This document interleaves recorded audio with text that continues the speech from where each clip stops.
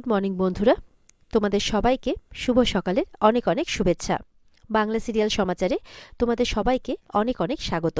তোমাদের পছন্দের ধারাবাহিক শুভ বিবাহের আজকের পর্বের রিভিউ নিয়ে আমি চলে এসেছি তোমাদের সামনে। তাহলে আমরা দেখে নিই যে গল্পের শুরুতে আমরা কি দেখতে পাচ্ছি।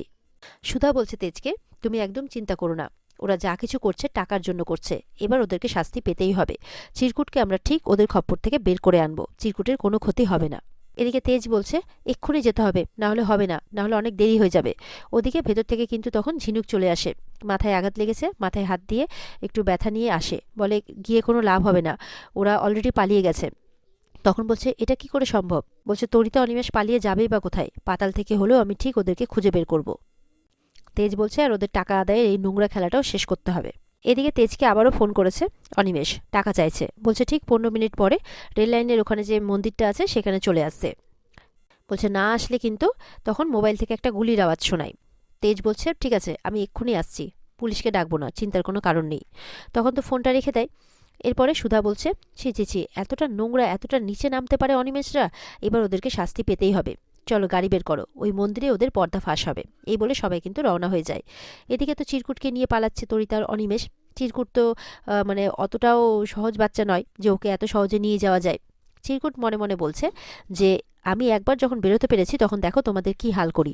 এই বলে কিন্তু তরিতার অনিমেষকে কোনো রকমে মার দিয়ে ওখান থেকে কিন্তু পালিয়ে যায়। তরিতা অনিমেষ কিন্তু চিরকুটকে ধরতে পারে না, পেছন পেছন শুধু তাড়া করছে। এদিকে দেখা যাচ্ছে কাতলা আর তার গুন্ডা আলোচনা করছে যে বসু মল্লিক বাড়ির ছেলেকে কিন্তু খুঁজে পাওয়া যাচ্ছে না। বলছে যে যে ওকে খুঁজে দিতে পারবে তাকে 1 লক্ষ টাকা দেবে। কাতলা বলছে আমি নিলে কি আর 1 লক্ষ টাকা চাইতাম রে, ঠিক আমি ওর টাকা উসুল করে নিতাম। এদিকে দেখা যাচ্ছে কাতলারা কিন্তু নিজেদের মধ্যেই তাস খেলছে। খেলতে খেলতে দেখা যাচ্ছে চিরকুট কিন্তু পালাতে পালাতে ওখানেই এসছে, ওদের সামনে দিয়ে পালায়।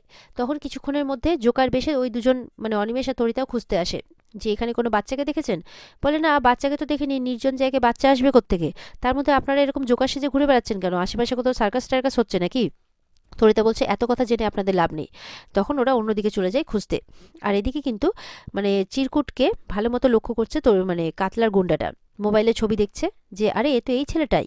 তখন কাতলা দেখছে সে কি, মেঘনা চাইতেই জল। ওদিকে দেখা যাচ্ছে ডলি সবাইকে খেতে দিচ্ছে। কেয়া সবটা রান্না করেছে আর ডলি তো নতুন বউ, সবার পাতে খাবার দিচ্ছে আর কি। খাবার খেয়ে কিন্তু সবাই খুব প্রশংসা করছে। এদিকে ডলিরও কিন্তু খুব খিদে পেয়েছে, কারণ কালকে রাত্রেও সেরকম কিছু খায়নি, সেই ওই কটা মুড়ি খেয়েছিল, খিদেও মেটেনি। কেয়া জিজ্ঞাসা করছে ডলি খাবে না? বলে না, আসলে আমাদের বাড়ির বউরা তো ছেলেরা খাবে তারপরেই সবার শেষে খেতে বসে আর কি। তবে ডলি বড়লোক বাড়ির মেয়ে, ডলি কি আর খিদে সহ্য করতে পারবে? বলছে বৌমা তুমি খেয়ে নাও খেয়ে নাও, মানে ইচ্ছে করে এমন করে বলছে যাতে ডলি খেতেই না বসে। ডলি বলছে না মা থাক, আমি না হয় আরেকটু খিদে সহ্য করে নেব। তখন বলছে এই না আমাদের বাড়ির বউ, এরমভাবে বলছে। আর ওদিকে অদিতিকে বলছে বাপের বাড়ি থেকে সোনা দানা গয়নাগাটি কিচ্ছু নিয়ে আনলো না, আবার এখানে গন্ডায় পিন্টায় গিলবে, গেলাচ্ছি ওকে। অদিতি বলছে 1 মাস না খেয়ে থাকলে এমন কিচ্ছু এসে যাবে না, ওর মানে ডলির কিচ্ছু এসে যাবে না, এইভাবে বলছে। আর এদিকে কিন্তু ডলির মাথা ঘুরতে শুরু হয়ে গেছে। এদিকে চিরকুট পালানোর চেষ্টা করছে। ঠিক সেই সময় সামনে কিন্তু কাতলা তার গুন্ডা চলে আসে। বলছে সোনা তুমি কোথায় পালাচ্ছ, তুমি কি পথ হারিয়ে ফেলেছো? বলছে হ্যাঁ অ্যাকচুয়ালি আমি পথ একটু হারিয়ে ফেলেছি। বলে তোমার বাড়ি কোথায়? তখন তো বাড়ির ঠিকানা বলে। তখন বলছে চলো আমরা তোমাকে বাড়ি পৌঁছে দেবো। তখন চিরকুট মনে মনে বলে এদেরকে আমার মোটেও ভালো ঠেকছে না, মনে হচ্ছে এরাও কোনো ভালো লোক নয়। তখন চিরকুট ওদের হাত থেকেও কিন্তু পালাতে থাকে। এদিকে ঝুম্পা ফোন করেছে তরিতাকে। তরিতা ফোনটা রিসিভ করে বলে যে চিরকুট পালিয়েছে। বলছে একটা কিডন্যাপিংও তোমরা করতে পারো না? তরিতা বলছে হ্যাঁ আমরা তো পেশাদার না, তাই জন্যই বোধহয় পারি না। এরপরে সুধারা কিন্তু মানে টাকা নিয়ে পৌঁছে গেছে সুধাতে জায়গা মতো। ওদিকে সমুদ্ররা কিন্তু একটা জায়গাতে লুকিয়ে আছে যে তরিতারা এলেই তাদেরকে ধরবে। তো সুধারা বলছে কি ব্যাপার এখনো এলো না কেন? ওরা কোনোভাবে সন্দেহ করেনি তো যে আমরা ওদেরকে চিনে গেছি বা বুঝে গেছি? এদিকে তরিতারা তো খুঁজে খুঁজে কোথাও পাচ্ছে না চিরকুটকে, শেষ পর্যন্ত টাকাটা নিতে গেছে। বলছে যে পৌঁছে গেছেন? বলে তেজরা বলছে আমরা পৌঁছে গেছি। বলছে ওখানে ব্যাগটা রাখেন আর পাশের গলি দিয়ে সোজা হেঁটে চলে যান, পেছনে ঘুরে তাকাবেন না। তখন তেজ বলছে আর চিরকুট কোথায়? বলে চিরকুটকে ঠিক পেয়ে যাবেন, আপনারা টাকার ব্যাগটা রেখে চলে যান। সুধারা চালাকি করে টাকার ব্যাগটা রেখে কিন্তু পাশের রাস্তা দিয়ে চলে যাচ্ছে। ঠিক সেই সময় তরিতার অনিমেষ এসছে টাকাটা নিতে। আর ব্যাস ওই সুযোগেই কিন্তু ওই সমুদ্র আর ঝিনুক তাদেরকে পেছন থেকে ধরে ফেলেছে। এবার তাদেরকে এড়িয়েও যখন পালাতে যাচ্ছে তখন সুধা তেজ চলে আসে, তাদের মুখোশগুলো খুলে দেয়। তাদের মুখোশটা পুরো সামনে চলে আসে যে তরিতা, ওরা তো জানতোই যে তরিতার অনিমেষ, কিন্তু তরিতার অনিমেষ জানতো না যে তারা জানে। তো এবার সত্যিটা সবার সামনে চলে আসে, তারা তো ভয় পেয়ে যায়। তেজ আর মানে সুধা বলছে, ছি ছি ছি, তোদেরকে আমার ভাই বলতে লজ্জা করছে, বৌদি বলতেও লজ্জা করছে। তোরা নিজেদের বাড়ির সদস্য হয়ে বাড়ির ছেলেকে কিডন্যাপ করছিস, এতটা নিচে নেমে গেছিস তোরা, বল চিরকুট কোথায়? তখন তরিতারা হাত জোর করে বলছে, বিশ্বাস করো বৌদি, আমরা জানি না যে চিরকুট কোথায়, চিরকুট আমাদের কাছ থেকে পালিয়েছে। এটা শুনে সুধা অবাক হয়ে যায় যে ছি ছি ছি, তোমরা নিজেদের দাদা বৌদি হয়ে নিজেদের বাড়ির বাচ্চাকে এভাবে বিপদে ফেললে তোমরা, এখন যদি ওর কোনো ক্ষতি হয় তখন কি হবে?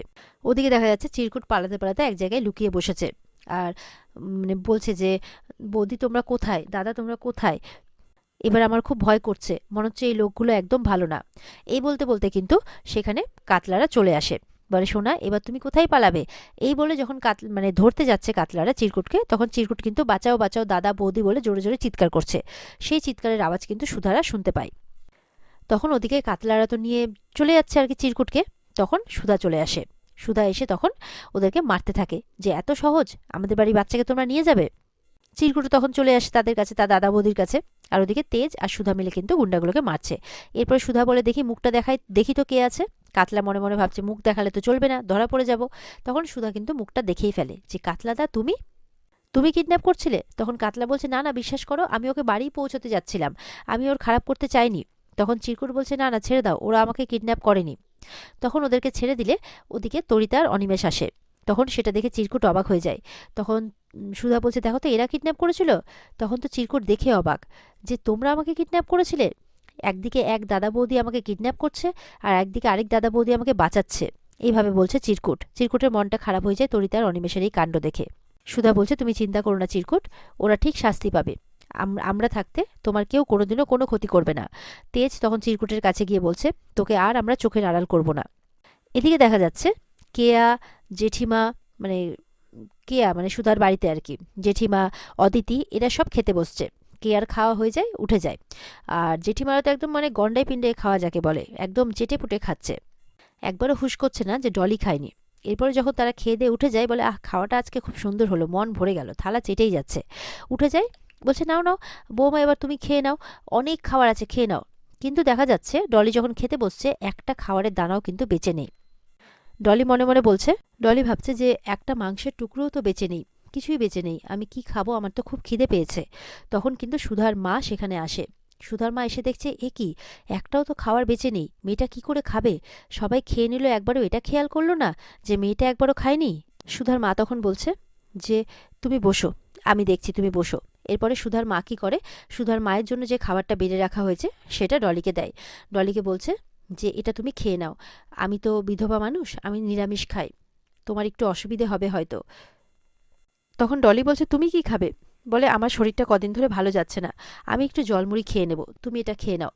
তো ডলি তো খাচ্ছে, বলছে আমি তোমার জন্য একটা ডিম ভেজে এনে দিচ্ছি। বলে, না না আমার কিচ্ছু লাগবে না কাকি, আমি এটা দিয়ে খেয়ে নেব। বলে, তোমার কষ্ট হচ্ছে না আমায় এই খাবার খেতে? বলে, না না আমার একদম কষ্ট হচ্ছে না। তারপরে সুধার মা বলছে, তোমার যা লাগবে, তোমার যা দরকার তুমি আমাকে বলবে, কেমন? এরপরে বলছে, তুমি খুব ভালো জানো, ডলি বলছে, একদম আমার মায়ের মতো। তখন ডলিকে ভালোবেসে দিচ্ছে সুধার মা। সুধারা কিন্তু বাড়িতে চলে এসেছে চিরকুটকে নিয়ে, সঙ্গে অনিমেষ আর তরিতাকে নিয়ে। সুধা বলছে, সর্ষের মধ্যে ভূত ছিল ঠাম্মি, এ দেখো তরিতা আর অনিমেষ মিলে চিরকুটকে কিডন্যাপ করেছিল। এটা শুনে তো বাড়ির সবাই অবাক। তেজের বাবা বলছে, ছি ছি ছি, তোরা বাড়ির সদস্য হয়ে বাড়ির ছেলেকে কিডন্যাপ করেছিস, এত নীচ কাজ তোরা করেছিস। জোসনা বলছে, নিজেদের বাড়ির ছেলেকে কিডন্যাপ করালো শুধুমাত্র টাকার লোভে? মেচকা তখন অনিমেষের কান ধরে হিজির করে টানতে টানতে বলে, তোকে আমি এই শিক্ষা দিয়েছি, তুই শেষে এই কাজ করলি? অনিমেষ তো ক্ষমা চাইছে, বলছে নে ক্ষমা চা, ঠাম্মির পায়ের সামনে ফেলে দেয় অনিমেষকে, নে ক্ষমা চা। তারপর আবার বলছে, মা পুলিশ টুলিশ ডাকলে তো বাড়ির সম্মান যাবে, ছেড়ে দাও, এবারের মতো ক্ষমা করে দাও। তখন ঠাম্মি কি করে, মেচকার দিকে এগিয়ে গিয়ে মেচকাকে ঠাস করে একটা চড় মারে। বলছে, পান থেকে চুন খসলে তো এত বড় অভিযোগের লিস্ট নিয়ে দাঁড়িয়ে পড়ো অন্য কারোর বেলা হলে, আর নিজের বেলা হলে দোষ তুমি দেখতে পাচ্ছ না?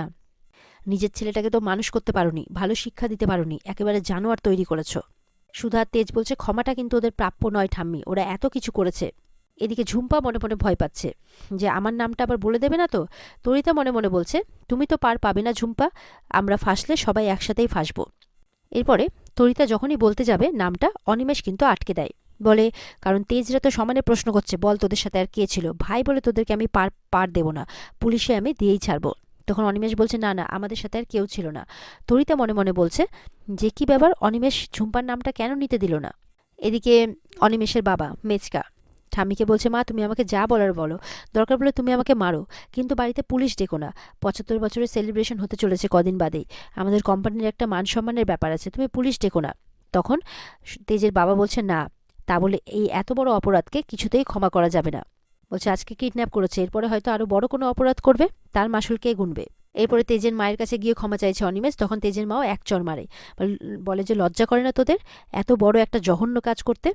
ওদিকে অনিমেষের বাবা মনে মনে ভাবছে যে ওই চিরকুটের জন্য আমাকে তুমি মারলে তো মা, দেখবে আমি এর 12টা বাজিয়েই ছাড়বো, প্রতিশোধ আমি নিয়েই ছাড়বো। সুধা বলছে, ওরা যা অন্যায় করেছে তার জন্য শাস্তি ওদের পেতেই হবে। তরিতা বলছে, একটা কুড়িয়ে পাওয়া বাচ্চার জন্যে তোমরা আমাদের শাস্তি দেবে? তেজ বলছে, হ্যাঁ দেব, কারণ চিরকুট কুড়িয়ে পাওয়া নয়, ও এই বাড়ির ছেলে। এটা শুনে তো বাড়ির সবাই অবাক হয়ে যায়। সুধা মনে মনে বলছে, তেজ চিরকুটকে ভালোবাসে জানি, কিন্তু ওর কথা শুনে মনে হচ্ছে নিশ্চয়ই চিরকুটের এই বাড়ির সাথে কোনো সম্পর্ক আছে। জ্যোৎস্না বলছে, অন্যায় করতে করতে ওরা অনেক নিচে নেমে গেছে, শাস্তি এবার ওদেরকে পেতেই হবে। ঠাম্মি বলছে, শাস্তি ওরা পাবেই। মেচকা বলছে, মা দোহাই তোমার, লঘু পাপে গুরুদণ্ড দিও না। বলছে, লঘু পাপ? এটাকে তুমি লঘু পাপ বলছো? তোমার ছেলে আর ছেলের বৌমা এই বাড়ির শিক্ষা দীক্ষা মান সম্মান সবকিছু বানের জলে একেবারে ভাসিয়ে দিয়েছে। বলছে, এই শাস্তি ওদের আইন নয়, এই কানুনবালা বসু মল্লিক নিজের হাতে ওদের শাস্তি দেবে। বলছে, আজ থেকে আর এইখানে নয়, তোমাদেরকে গিয়ে থাকতে হবে আমাদের দেশের বাড়ির ভিটেতে। বলছে, এবার থেকে ওখানেই থাকবে, কষ্ট করবে, দিন আনবে দিন খাবে। বলছে, তবে বুঝতে পারবে কেমন লাগে, এই বাড়িতে তোমাদের মুখ আমি আর কোনোদিনও দেখতে চাই না। তরিতা আর অনিমেষকে ঠাম্মি ঘাড় ধাক্কা দিয়ে বাড়ি থেকে বের করে দেয় আর বাড়ির দরজা বন্ধ করে দেয়। আর এখানেই আজকের পর্ব শেষ হয়ে যায়। তো বন্ধুরা, এই ছিল আজকের পর্বের রিভিউ। ভালো লেগে থাকলে অবশ্যই পর্বকে লাইক, কমেন্ট আর চ্যানেলকে কিন্তু সাবস্ক্রাইব করতে ভুলবে না। পর্বের বিস্তারিত দেখতে অবশ্যই তোমরা স্টার জলসার পর্দায় চোখ রাখবে। তাহলে দেখা হচ্ছে তোমাদের সাথে আগামীকালকে। ততক্ষণ সবাই ভালো থাকবে। টাটা।